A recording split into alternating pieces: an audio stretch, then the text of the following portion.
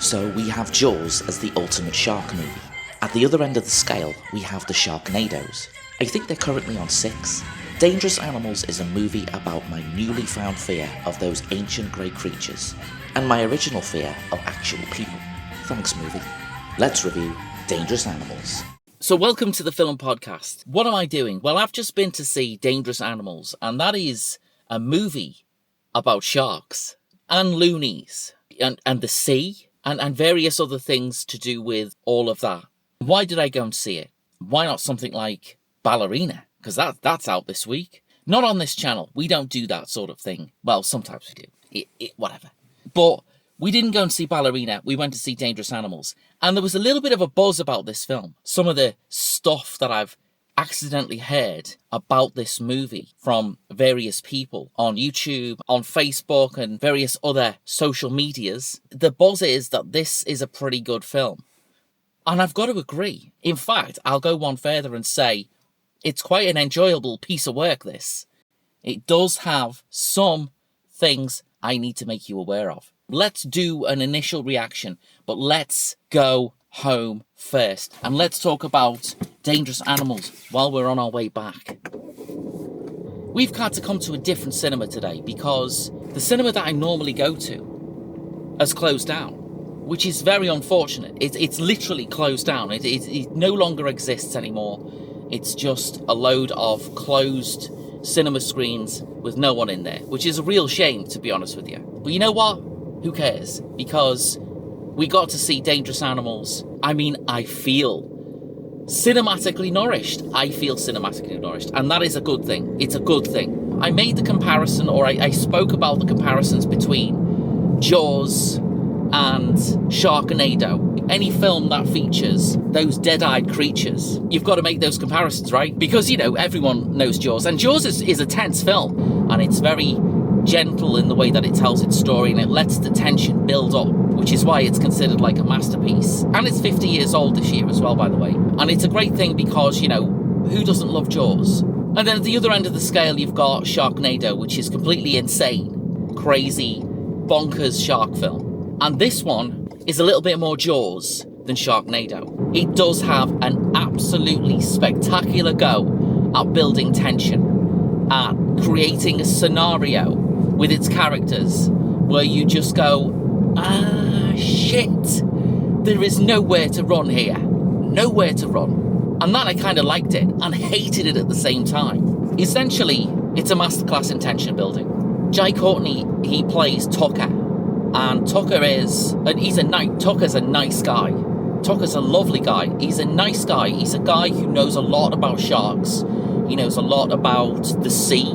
He's got a really awesome boat. You can go out with him basically, and you can do that thing where they put you in a cage and they lower you into the water and the sharks are there, and you can just have that awesome experience. Tucker, that's what he does. He's got one of those boats. He's a lovely guy. Lovely guy. Not a lovely guy. Nope. Not a lovely guy. Nope. Well, you'd think it was true at the beginning of the film. And that's great.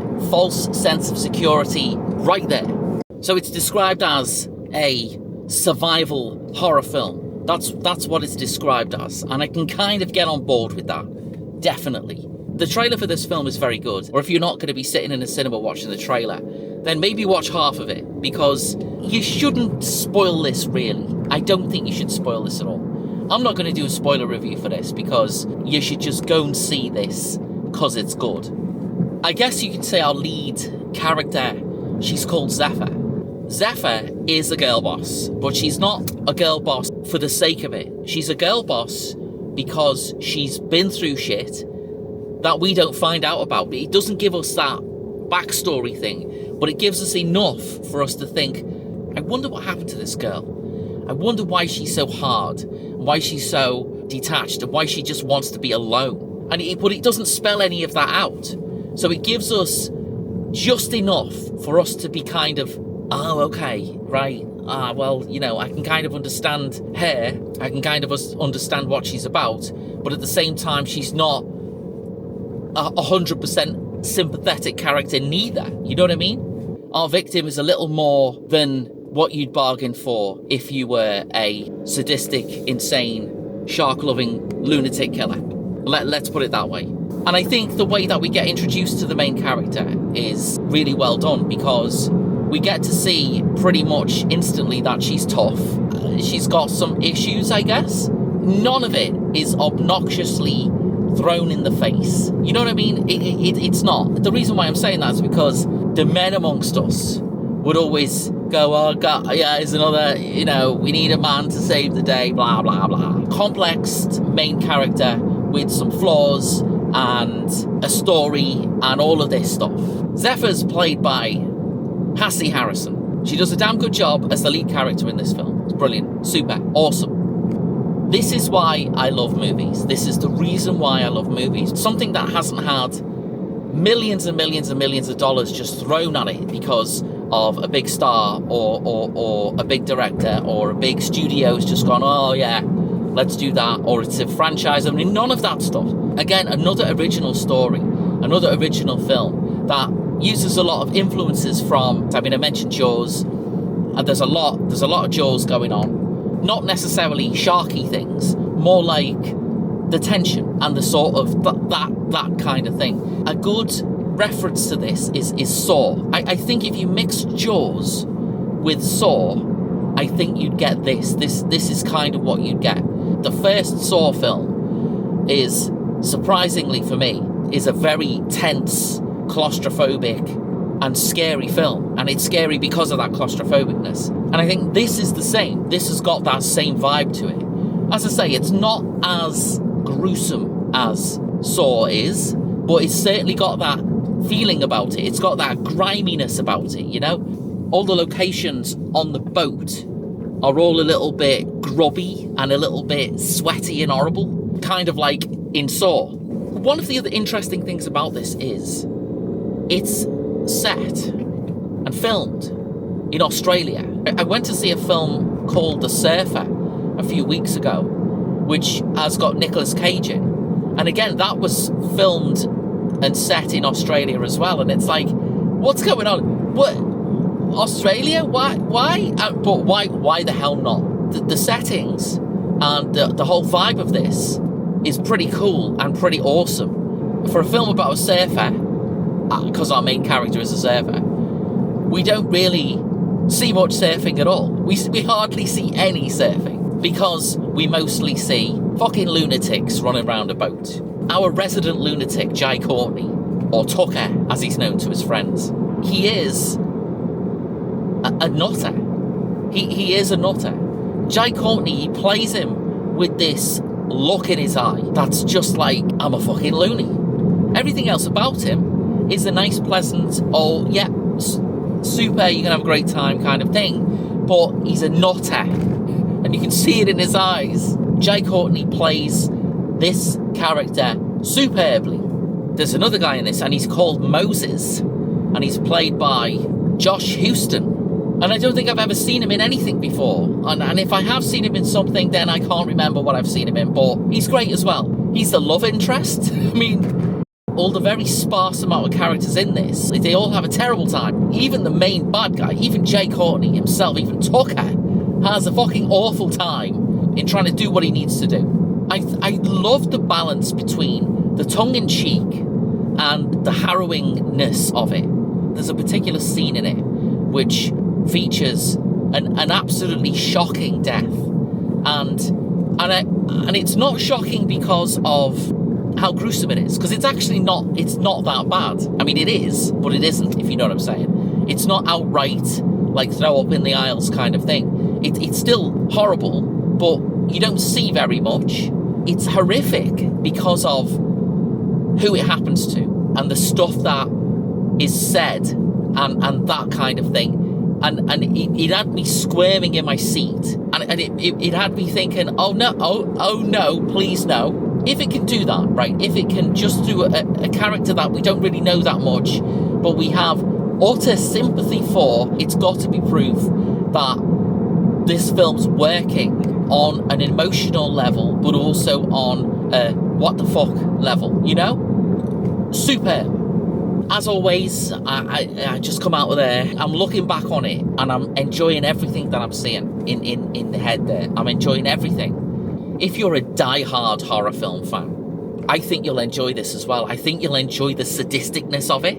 But again, the sadisticness of it isn't the main thing. It's bubbling away under the surface. The same with the tongue-in-cheekness of it as well. It's just bubbling under the surface. Then the drama as well, I suppose you can say the drama is the same. It's all there, but it's not like, here I am, I'm so obvious, which I think is fab. I think that's great. Everything's like dialed back just a little bit, just enough for it to be over the edge, but also kind of like, oh, what the fuck? Because that happened a few times. That happened a few times to me in this film. It did keep me on the edge of my seat throughout the entire thing, pretty much. It's so simple. This is the thing. It's so simple, but it works really well. And I guess, you know, what's the old saying? The simplest ideas are always the best. And I think in this case, that works totally in this film's favour. Okay, we pulled over because we're going to talk about the plot of Dangerous Animals. So we start off with two tourists and a man with a boat. We're in Australia, that's where we are. The sun is out, it's gorgeous. You've got that sound of, you know, the lapping waves kind of thing. It's all around you. It's all around you. The surround speakers, it's all happening. You've got that beachy, coasty kind of noise going on, and it settles you when you hear that noise. It settles you right down. It makes you feel great. We've got Greg and we've got Heather. You know, they overslept. Their friends have gone to some water parky thing.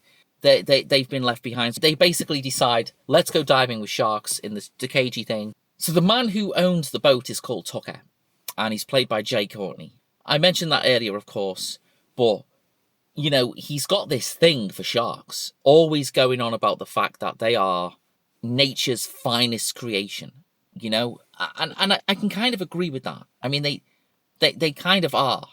He had an encounter with one when he was younger.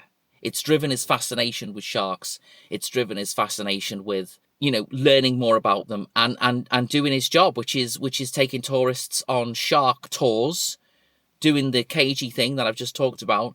But as well as that, being a complete loony. Bad things happen to Greg, and even worse things happen to Heather. So then we get introduced to our next set of characters. That is Zephyr, and she's played by Hassie Harrison. I guess you can say surfer chick. She lives the van life on the Gold Coast. She loves surfing, and she's ran from something. She's an American, and she's in Australia. And we as I say, we don't really know much about that. It's there bubbling away in the character, and it's great the way they do that. There's a guy called Moses who's an estate agent kind of a person. His car's broke down. She's got some of those jump lead thingies. He asks her for help, and she's like, nah. Eventually, she helps him out, starting his car, and they sort of hook up. It's a quick over the night thing, but there is a connection there, even though she's really kind of, nah, sorry, I'm here for me right now, not interested. There's still a spark going on, and that's great. You know, that chemistry is there between those two characters. The chemistry is there, and it's great, dead simple, nothing complicated. It's great to see that chemistry, and it works well. Shit goes wrong. Shit goes downhill very quickly, and we kind of get an awful, scary abduction scene, essentially. That's all I'm going to say. I'm not going to give anything else away about it, because I don't think it's worth spoiling this at all. It's not worth spoiling this movie. All right, let's carry on.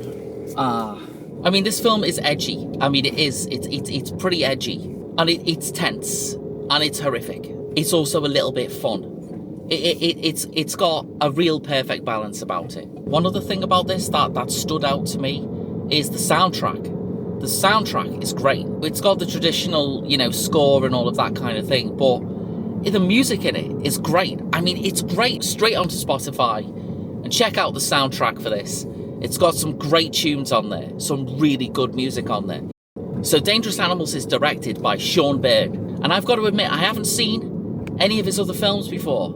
And Sean is Australian, and he's directed other movies such as The Loved Ones and The Devil's Candy. And I think that he's created a really interesting piece of work here. You've got that whole entire gorgeous Australian stunning sunshine and those gorgeous vistas of the beautiful landscape, the beaches, the sea, the little islands, those kind of things. But you've got the contrast of that and the darkness and the grubbiness and the griminess and the disgustingness of the interior of the boat. And I think the contrast of that is really great. The shots, the composition of shots, the sound mix on this film is really good as well. There's a lot of directional sound that is in this film. You've got the whole ambience of the sea and all of that and being on a boat and things, but you've also got some of this stuff coming from all around you in terms of stuff that happens in character. And I like that. I like it when a director thinks about the sound as much as the visuals and uses the directionality of sound to great effect. Sean Byrne does that really well in this film. I think we should sum up Dangerous Animals. This film has got feelings, it's got vibes, it's got stuff happening to people that you don't want to happen to them. This is an enjoyable piece of cinema. This is something that you can go watch and you can take with a pinch of salt and go, yeah, that was great. Or this is something you can go and watch and you can say, well, you know what? I got something out of this. It was shockingly horrific, but not at the same time. Everything is measured out about this, and it all blends together and makes a really satisfying end result, which is a movie called Dangerous Animals. And you've got to ask yourself, who are the dangerous animals? Are they the sharks, or are they the people on the boat? This is the Film Podcast. Like and subscribe, and I'll see you again soon.